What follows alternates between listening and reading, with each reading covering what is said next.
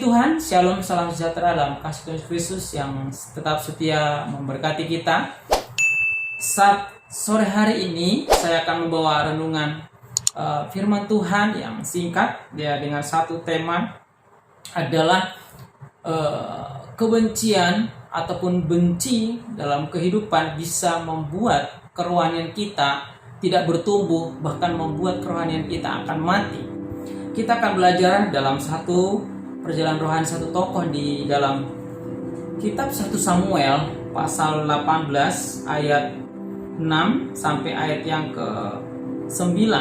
Demikianlah firman Tuhan.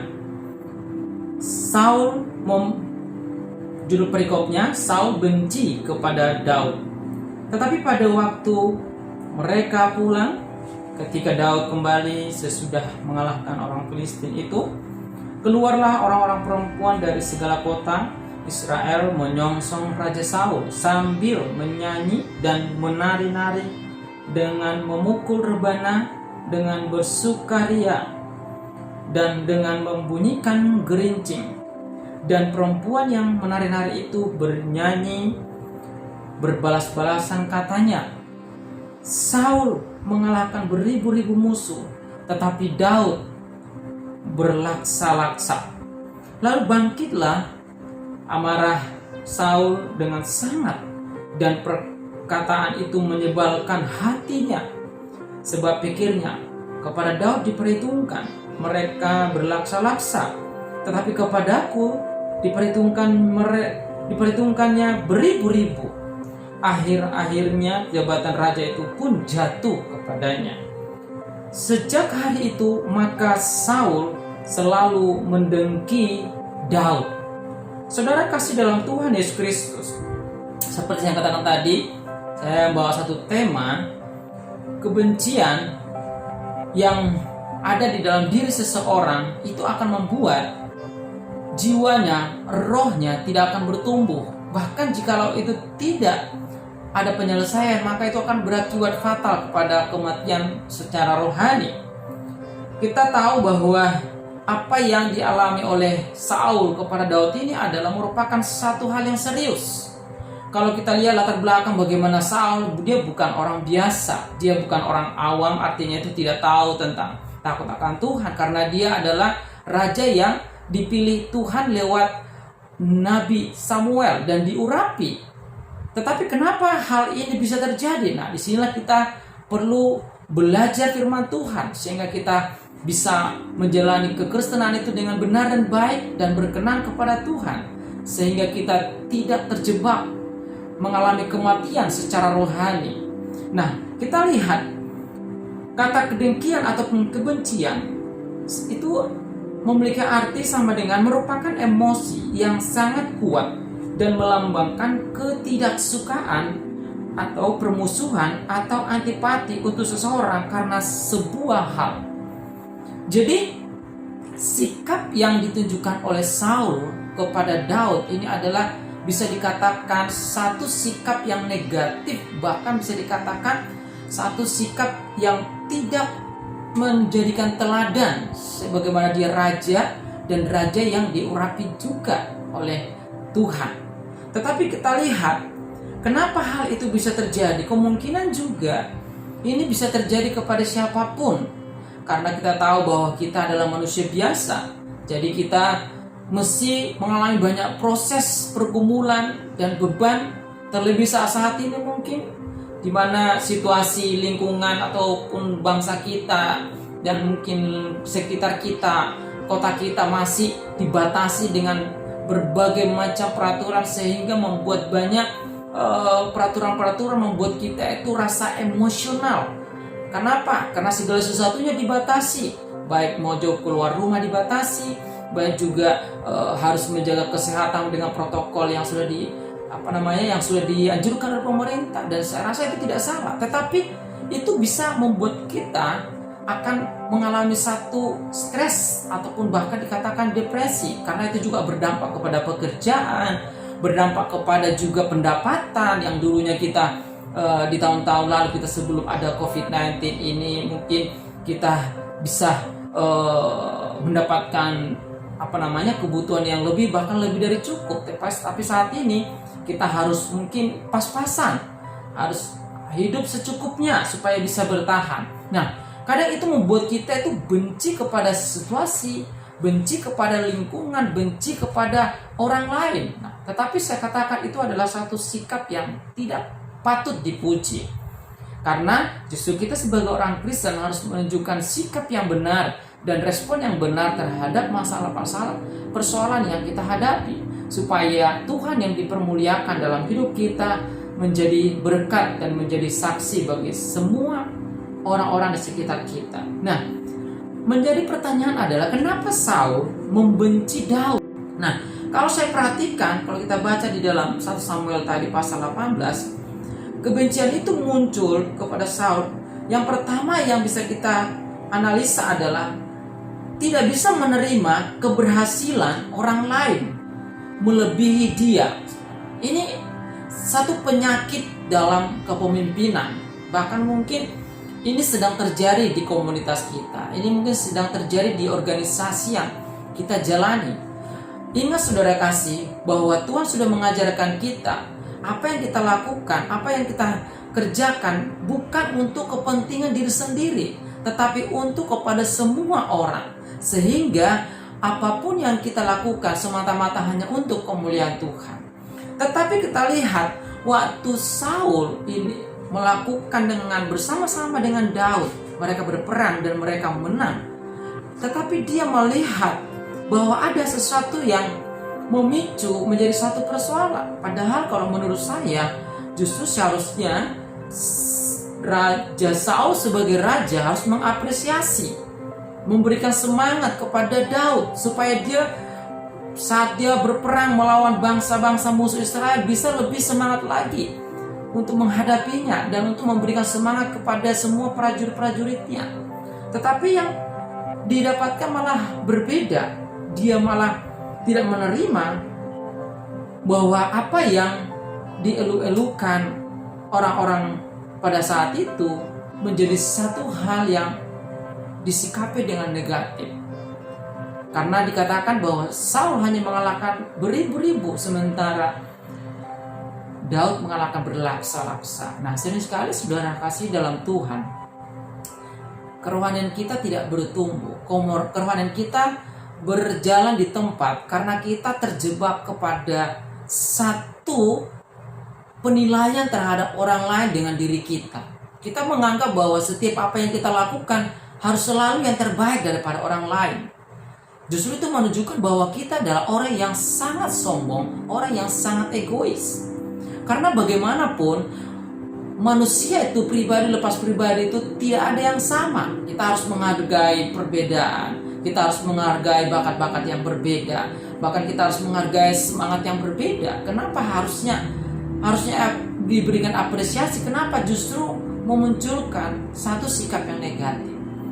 Nah, terlebih kita yang mungkin memiliki posisi tinggi di dalam organisasi, di dalam pelayanan apapun, di saat kita melihat orang bawahan kita mungkin lebih baik daripada kita, ingat, catat dengan baik-baik. Jangan sampai memunculkan permusuhan.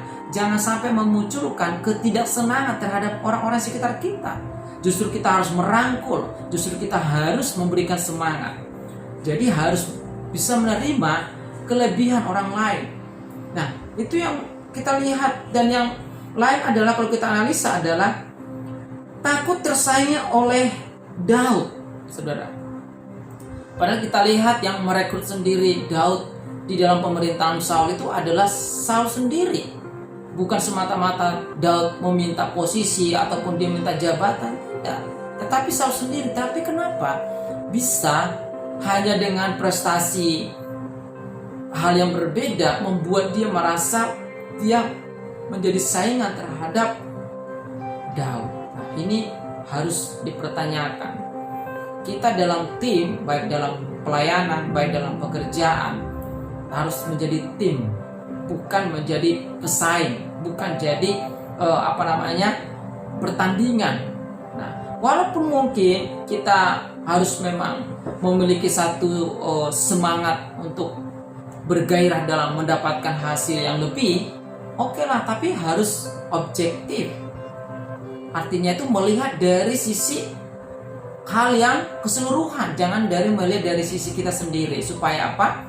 Supaya kita jangan terjebak dalam kematian secara rohani, karena kita bisa justru melihat orang lain itu malah menjadi musuh karena kita tidak bisa memahami perbedaan-perbedaan dan kelebihan-kelebihan orang lain. Dan selanjutnya kita lihat adalah, kalau kita baca di dalam 1 Samuel pasal 18 ayat 15-16 dikatakan demikian. Ketika dilihat Saul bahwa Daud sangat berhasil, makin takutlah ia kepadanya. Tetapi seluruh orang Israel dan orang Yehuda mengasihi Daud karena ia memimpin segala gerakan mereka. Nah, kita lihat di sini adalah, jadi Saul sebagai raja malah justru merasa takut kehilangan popularitas. Takut kalau orang-orang yang di sekitarnya, di pemerintahannya, di kerajaannya malah justru datang kepada Daud. Dia takut, bisa dikatakan juga takut kehilangan tahtanya. Saudara kasih dalam Tuhan, sering sekali kita membuat tidak maju, tidak bisa berkembang dalam kepemimpinan kita karena kita takut disaingi, takut dikalahkan oleh orang yang kita bina, orang yang kita pimpin. Kalau menurut analisa saya ataupun pendapat saya adalah, seorang pemimpin yang berhasil justru adalah di saat orang yang dibina, orang yang dipimpin kelak lebih baik daripada dia. Itu harusnya menjadi satu cara berpikir seorang pemimpin. Bukan justru pemimpin mengharapkan kelak juga dia akan lebih pintar daripada bawahannya. Lah terus bagaimana? Padahal generasi ke depan harus berkembang, harus terus berkolaborasi. Nah, artinya adalah kita sebagai pemimpin-pemimpin, baik di dalam perusahaan, baik di dalam organisasi, baik di dalam gereja, kita harus berani untuk menerima orang yang kita bina, orang yang kita didik kelak menjadi lebih baik daripada kita. Bahkan menerima prestasi-prestasinya untuk lebih baik melakukan hal-hal besar daripada kita. Jangan berkecil hati. Justru itulah merupakan satu keberhasilan menjadi seorang pemimpin, menjadi seorang leader. Nah, jadi ini adalah merupakan alasan-alasan kenapa kenapa Saul membenci Daud. Karena memang dia melihat dari cara subjektif. Dia melihat dari cara pandangnya sendiri lewat perasaan dan emosionalnya, sehingga memunculkan sikap-sikap negatif dan yang emosional. Nah, saudara kasih dalam Tuhan, perlu kita tahu bahwa jikalau ini berlangsung terus-menerus, ini akan berakibat fatal kepada kerohanian. Kalau kita lihat bahwa Saul menjadi raja adalah diurapi Tuhan. Artinya ada roh Tuhan yang selalu menyertai dia untuk melakukan segala pemerintahannya dan segala peperangan yang dipimpin dan berhasil. Nah, tetapi di saat ini terjadi dalam kehidupan Saul, ini menjadi pertanyaan besar. Ini akan mengalami akibat-akibat dalam kerohanian dan bisa berakibat fatal. Nah, kita lihat akibat-akibat yang dialami oleh Saul karena ini tidak langsung disikapi, tidak langsung ditangani dengan hubungannya dengan Tuhan. Akibat yang pertama kita lihat adalah di dalam 1 Samuel pasal yang 18 ayat 10 dikatakan demikian. Keesokan harinya, maksudnya setelah sikap negatif daripada Saul ini kepada Daud, mulai dia marah sampai benci dan dengki, dikatakan keesokan harinya roh jahat yang daripada Allah itu berkuasa atas Saul, sehingga ia kerasukan di tengah-tengah rumah, sedang Daud main kecapi seperti sehari-hari, adapun Saul adalah tombak di tangannya.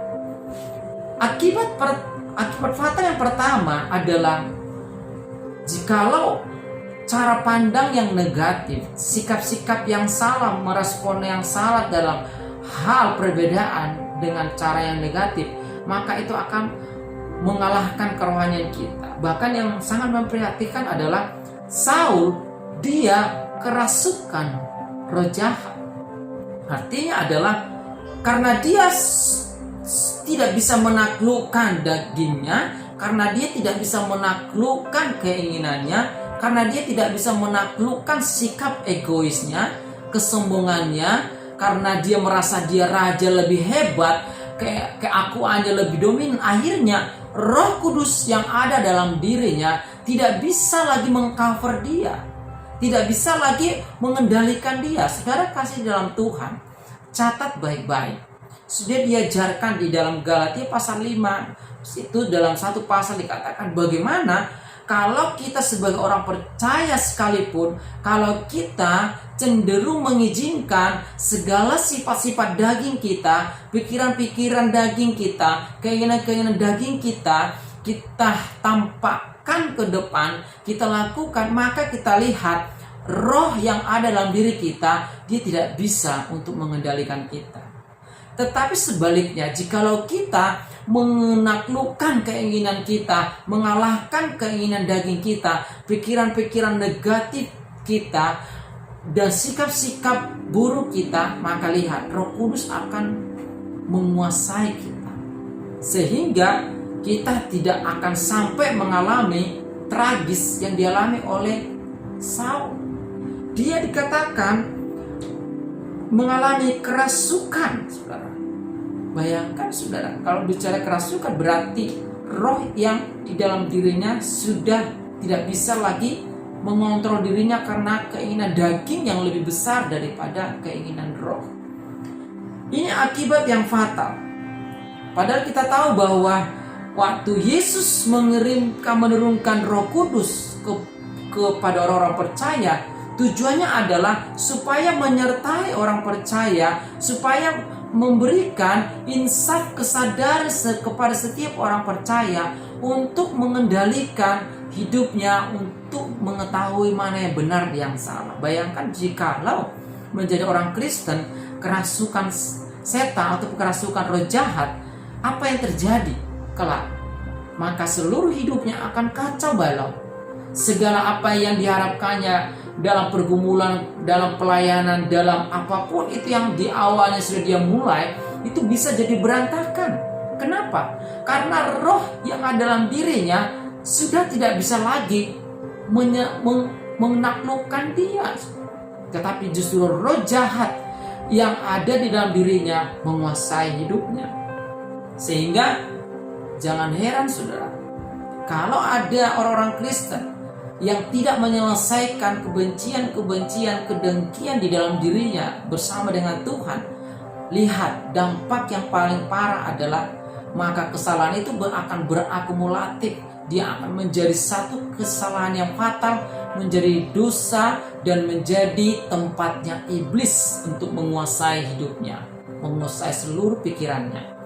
Nah, kita lihat itu adalah akibatnya saudara kasih. Lalu kita lihat yang akibat yang kedua saudara. Kalau kita lihat di dalam 1 Samuel pasal 18 ayat 11 dan 13, demikian firman Tuhan. Saul melemparkan tombak itu karena pikirnya, baiklah aku menancapkan Daud ke dinding, tetapi Daud mengelakkan sampai 2 kali. Sebab itu Saul menjauhkan Daud dari dekatnya dan mengangkat dia menjadi kepala pasukan 1000, sehingga ia berada di depan dalam segala gerakan tentara.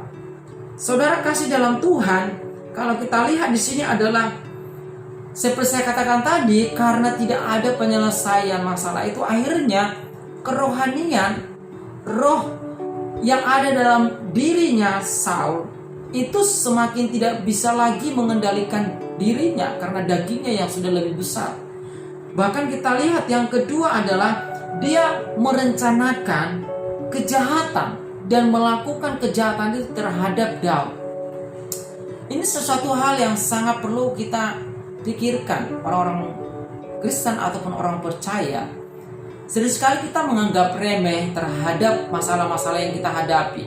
Misalnya waktu kita terbiasa tersinggung, terbiasa menyimpan kesalahan orang lain, terbiasa menyepelekan masalah-masalah yang terjadi baik dalam rekan kerja, baik dalam rekan pelayanan, baik di dalam keluarga. Nah, hati-hati saudara, kalau ini tidak langsung diselesaikan oleh karena penyertaan Tuhan dalam hidup kita, di saat-saat tertentu seperti Saul, waktu dia merasa dia tidak dihargai, waktu merasa dia kerajaannya sepertinya mau direbut, di sini akan muncul kejahatan yang fatal. Bahkan kita lihat yang harusnya Saul melindungi Daud, yang merekrutnya di pemerintahnya, malah justru dia merencanakan untuk membunuh Daud. Disengaja memang dia dilempar dengan tombak supaya menancap kepada Daud. Artinya adalah kejahatan yang dilakukan Saul sudah masuk ke tingkat, istilahnya kalau bisa dikatakan tingkat tinggi lah gitu ya. Karena tadi kan dia hanya bermain dengan pikiran, bermain dengan sikap, bermain dengan perasaan, tetapi di saat itu tidak selesai, akhirnya dia mulai kembali kepada langsung bentuk tindakan yang fatal.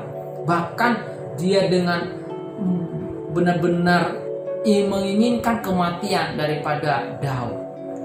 Dikatakan bahkan dia juga disengaja dimasukkan ke peperangan, dia masuk di garis depan. Tujuannya adalah supaya Daud segera mati waktu dia berperang dengan bangsa Filistin. Nah, saudara kasih dalam Tuhan, kalau kita tidak dengan segera menyelesaikan persoalan-persoalan yang kita hadapi dan menganggap sepele, maka itu akan bisa berdampak fatal.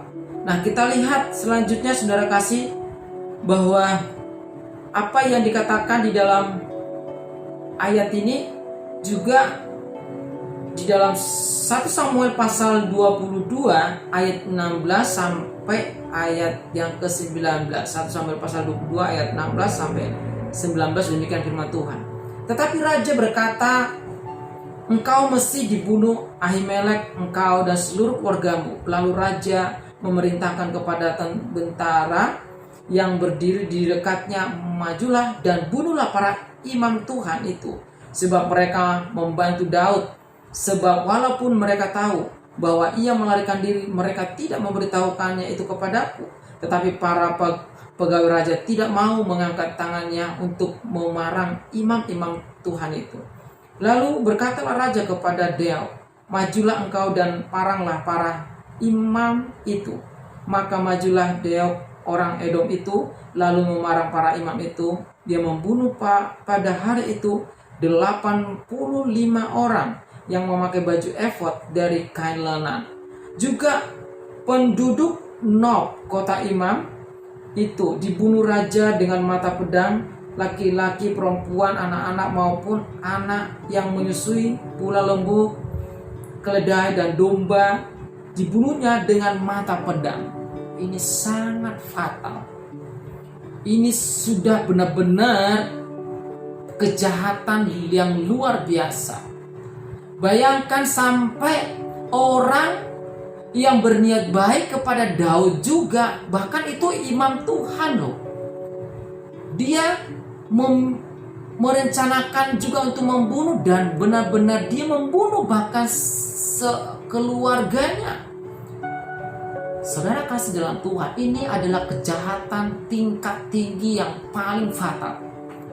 Jikalau seseorang sudah kehilangan roh Tuhan dalam dirinya, saudara, dia tidak akan segan-segan untuk membunuh siapapun. Bahkan dia tidak takut lagi kepada hamba Tuhan. Karena apa? Karena memang kejahatan yang ada di pikirannya sudah mendarah daging. Saudara kasih dalam Tuhan, sebenarnya masalah yang dihadapi oleh Saul pada awalnya itu adalah sepele. Dia hanya bermain dengan pikiran, dengan kata-kata, dengan sikap dan emosi, reaksi yang negatif terhadap Daud. Tetapi di saat dia menganggap remeh hal itu, dia tidak menyelesaikannya bersama dengan Tuhan, dia tidak menyelesaikannya bersama dengan Daud, apa yang terjadi? Roh jahat datang dalam dirinya dan membuat masalah itu semakin dahsyat luar biasanya. Bahkan bukan hanya dia berencana membunuh Daud, bahkan dia dengan tega membunuh hamba-hamba Tuhan, imam-imam pada saat itu. Padahal dia sudah dengar pernyataan mereka bahwa mereka membantu Daud itu bukan karena semata-mata melarikan diri, tapi karena dia tahu bahwa dia adalah menantu raja dan dia adalah orang kepercayaan dari raja. Nah, walaupun penjelasan seperti itu yang masuk akal, yang benar-benar karena baik, tapi sudah tidak ada lagi kebaikan di dalam pikiran daripada Saul. Seperti saya katakan tadi, kalau Roh Kudus sudah meninggalkan hidup orang tersebut, roh jahat yang masuk dalam dirinya, dia tidak bisa lagi membedakan mana yang baik, mana yang benar, yang mana yang jahat, mana yang benar. Yang ada dalam pikirannya itu hanya adalah yang jahat saja. Kenapa? Karena hanya roh jahat yang berkuasa dalam dirinya, makanya dia tidak suka. Bahkan hamba Tuhan pun yang harusnya mengurapi dia bunuh dengan tragis, bahkan melampiaskan itu kepada keluarganya para imam-imam sampai 85 orang. Bahkan dia membunuh juga kota yang ditempati mereka pada saat itu, seluruh penduduknya, bahkan sampai kepada ternak-ternak. Ini adalah kejahatan yang sangat serius. Jikalau masalah kebencian, jikalau masalah kedengkian itu dianggap biasa, itu akan muncul ke depan seperti bom waktu, di mana waktu ada pemicu itu akan meledak menjadi kejahatan, dari kejahatan yang terencana menjadi kejahatan yang dilakukan dengan tanpa takut akan Tuhan. Saudara kasih dalam Tuhan, ini sangat pelajaran yang sangat penting bagi orang-orang Kristen. Karena di saat kita menerima Yesus sebagai Tuhan dan Juru Selamat, kita sudah dimateraikan Roh Kudus dalam hidup kita, ada dalam diri kita. Oleh sebab itu, jagalah iman kita, peliharalah iman kita. Kalaupun ada satu masalah seperti yang dialami Saul, jangan kedagingan kita yang kita ingini, yang kita lakukan, yang kita dukung. Jangan justru keegoisan kita yang menonjol, tapi cobalah biarlah keinginan roh yang menguasai, sehingga tidak terjadi sampai apa yang dilakukan oleh Saul, kejahatan yang fatal. Nah, kita lihat kejahatan yang selanjutnya yang dilakukan akibat daripada dia sudah mati rohani karena kebencian yang dialaminya. Kita lihat di dalam 1 Samuel pasal 18 ayat 21, dikatakan demikian. Sebab pikir Saul, baiklah Mikael kuberikan kepadanya, biarlah ia menjadi jerat bagi Daud, dan biarlah tangan orang Filistin memukul dia. Lalu berkatalah Saul kepada Daud, untuk kedua kalinya pada hari ini engkau boleh menjadi menantuku. Wow, sangat tragis jikalau masalah kebencian itu terpelihara dalam hidup seseorang. Bahkan kita lihat kasih persaudaraannya juga menjadi dingin. Bayangkan anaknya yang dia kasihi, anaknya yang dia sayang, Milka, dijadikan menjadi strategi politik, dikorbankan untuk menikahi Daud, hanya tujuan supaya dia bisa mengambil kesempatan untuk membunuh Daud. Ini kejahatan yang sangat luar biasa. Kalau sudah kasih persaudaraan itu sudah dingin, ini sudah sesuatu kejahatan yang sangat luar biasa. Tidak akan bisa diselesaikan dengan kemampuan sendiri. Tidak akan bisa diselesaikan dengan hanya sekedar kata-kata nasihat. Kita lihat bagaimana dinubuatkan di dalam Matius pasal 24 ayat 12, dikatakan demikian. Dan karena makin bertambahnya kedurhakaan, maka kasih kebanyakan orang akan menjadi dingin. Jadi masalah fatal, kejahatan fatal akibat kematian rohani yang dialami Saul ini sudah masuk dalam nubuatan, di mana dikatakan di saat kedurhakaan itu sudah merajalela, maka kasih yang ada dalam dirinya itu akan dingin. Berarti bisa kita secara sederhana kita bisa menyimpulkan bahwa kejahatan yang di dalam diri Saul pada saat itu sudah merajalela, sudah menguasai seluruh pikiran, hati, jiwa, dan rohnya, sehingga sampai kepada keluarganya sendiri, bahkan anaknya sendiri dia jadikan korban politik, dia jadikan menjadi korban strateginya untuk membunuh Daud. Saudara kasih dalam Tuhan, ini adalah sesuatu hal yang sangat fatal.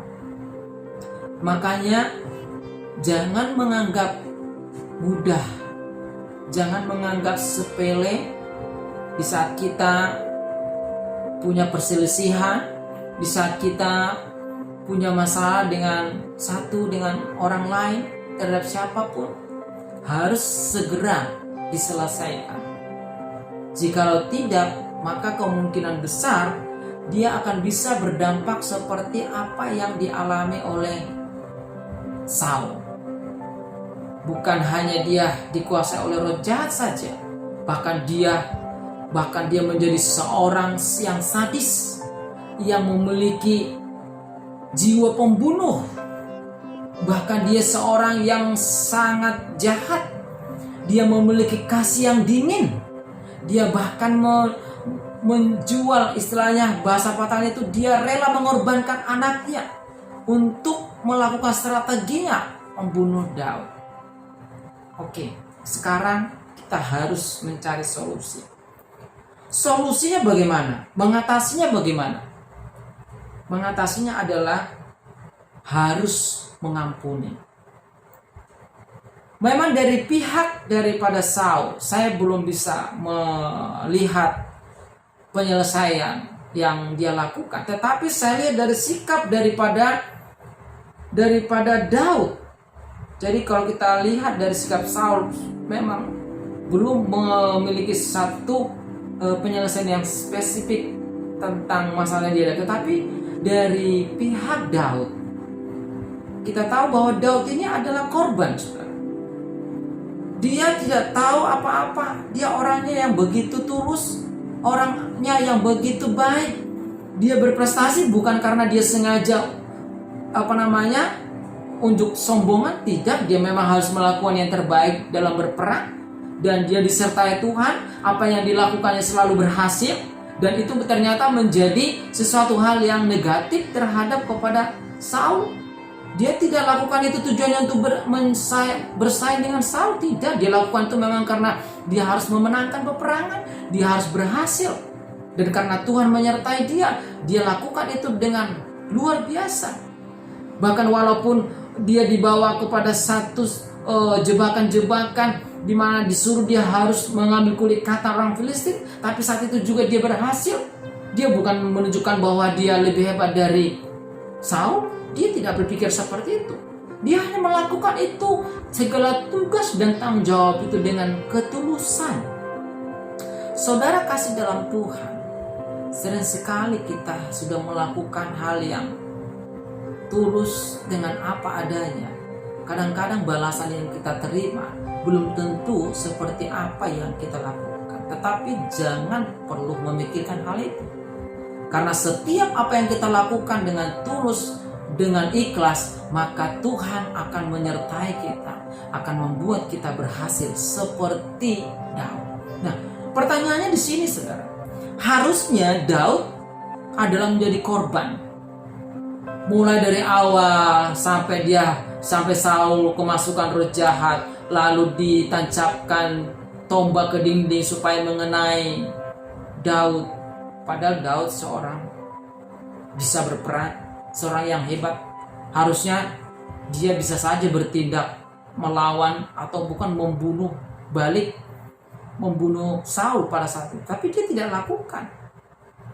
Lalu selanjutnya kita lihat sampai dia harus bepergian ke gua-gua, dia harus bersembunyi. Dia menjadi korban. Nah, di satu waktu ada kesempatan itu terjadi dengan prajuritnya. Coba kita lihat di dalam 1 Samuel pasal 24 ayat 4-8, demikian firman Tuhan. Lalu berkatalah orang-orangnya kepada Daud, telah tiba hari yang dikatakan Tuhan kepadamu. Sesungguhnya aku menyerahkan musuhmu ke dalam tanganmu, maka perbuatlah kepadanya apa yang kau pandang baik. Maka Daud bangun, lalu memotong puncak jubah Saul dengan diam-diam. Kemudian berdebar-debarlah hati Daud karena ia telah memotong puncak Saul. Lalu berkatalah ia kepada orang-orangnya, dijauhkan Tuhanlah kiranya daripadaku untuk melakukan hal yang demikian kepada Tuanku, kepada orang yang diurapi Tuhan, yakni menjamah dia, sebab dialah orang yang diurapi Tuhan. Dan Daud mencegah orang-orangnya dengan perkataan itu.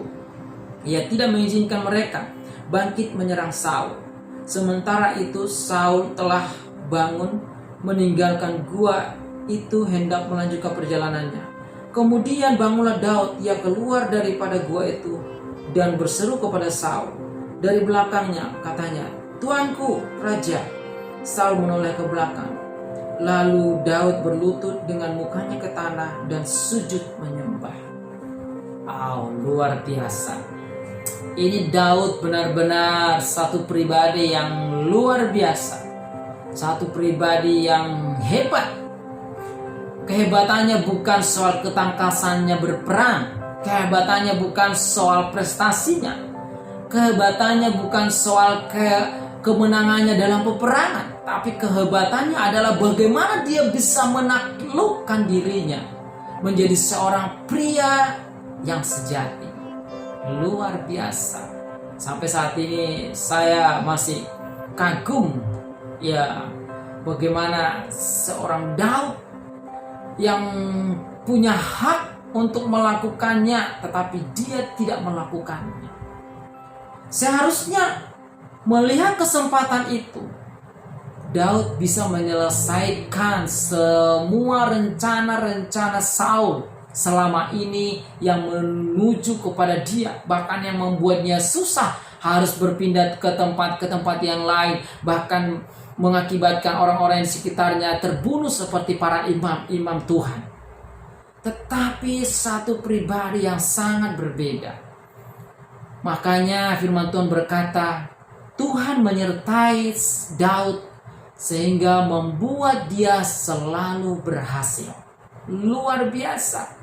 Ini adalah satu contoh teladan bagi kita.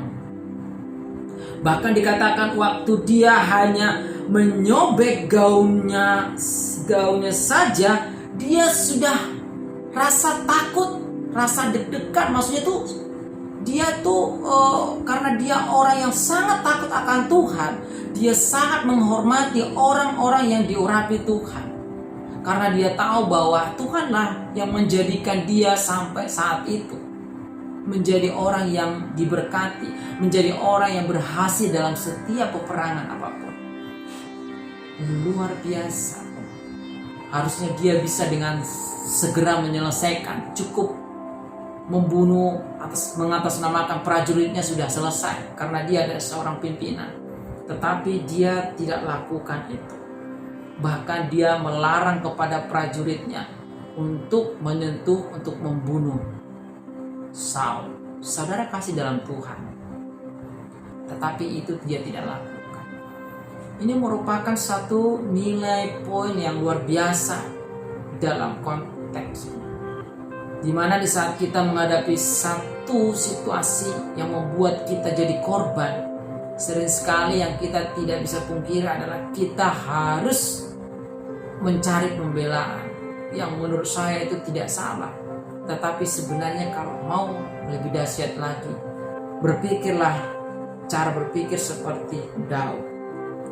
Maka kita lihat, saudara kasih dalam Tuhan, waktu pengampunan itu terjadi di dalam diri Daud, lihat Daud terus bergulir dengan karya-karya yang luar biasa. Bahkan kalau kita lihat puncak prestasinya, dia menjadi seorang raja. Saudara kasih dalam Tuhan, kadang proses membuat kita menunjukkan kita siapa yang sesungguhnya. Kadang-kadang lewat proses yang kita hadapi membuat kita harus menunjukkan bagaimana sikap sebagai seorang anak Tuhan, sebagai seorang hamba Tuhan, sebagai seorang Kristen yang disertai Tuhan.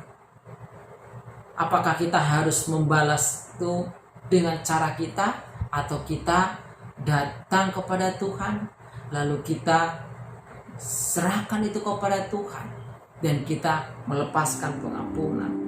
Jadi solusi untuk mengatasi apa yang dihadapi oleh Saul dan Daud ini, kebencian yang membuat jadi dosa, kejahatan, yaitu harus melepaskan pengampunan.